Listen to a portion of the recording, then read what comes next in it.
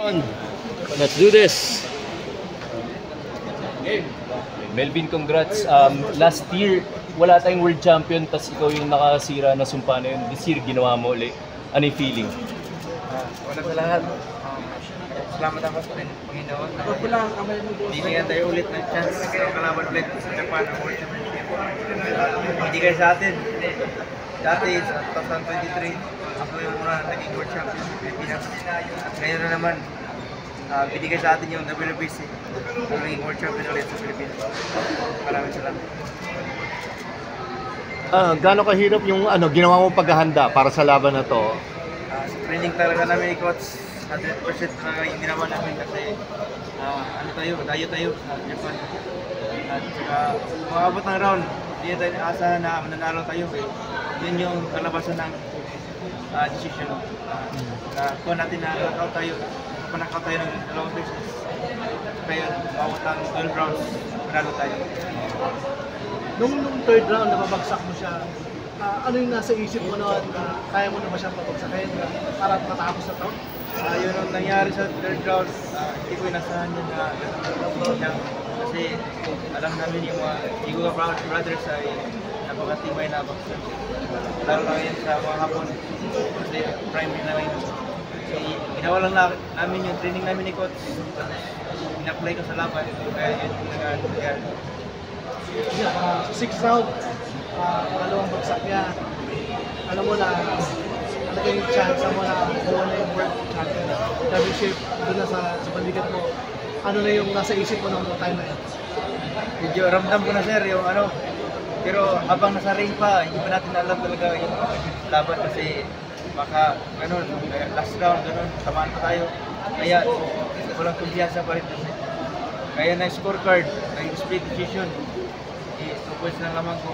Laging tabla pa yung ibang round. Kaya yun, dapat talaga na magkumpiyansa.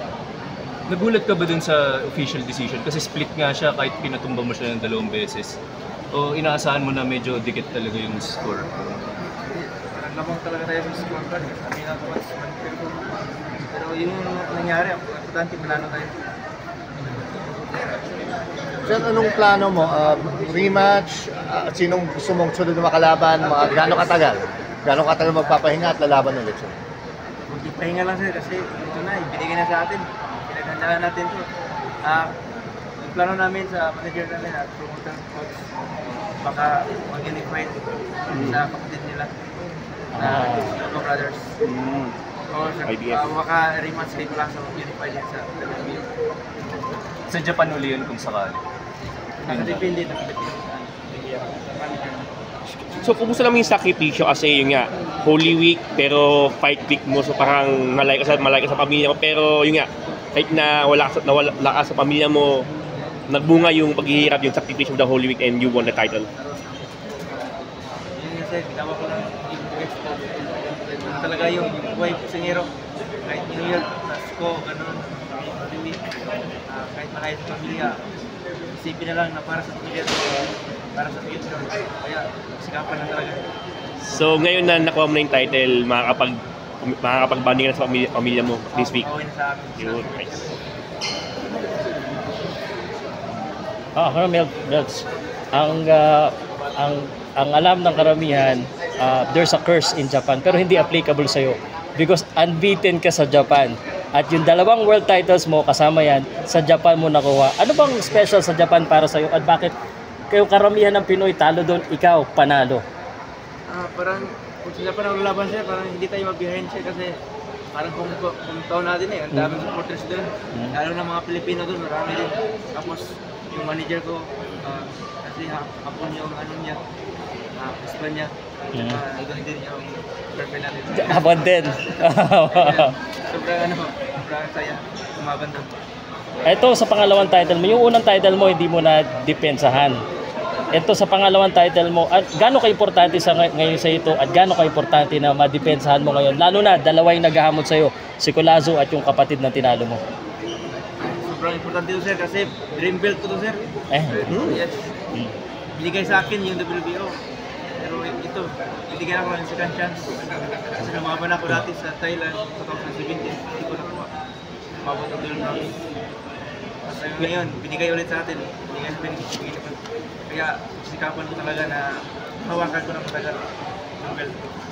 Yan. You mentioned nga na isa sa mga potential na magiging kalaban mo sunod ay si Collazo. Siya yung kumuha ng WBO mo dati. So, ano nga na yung meron ka bang agad na game plan para bawian si Collazo? Kahit anong ano sir, anong oras sir, basta nakaready lang tayo. Pero meron ng game plan, meron ka ng pang-counter sa kanya. Meron na yan, dati pa yan sir, laban natin. May nakuha tayo na tayo nagkamal. Sir, anong reaction mo ikaw tinanghal na Boxer of the Year doon sa Pacquiao Elordi Awards? Yes. Sobrang saya kasi first time ko naging champion.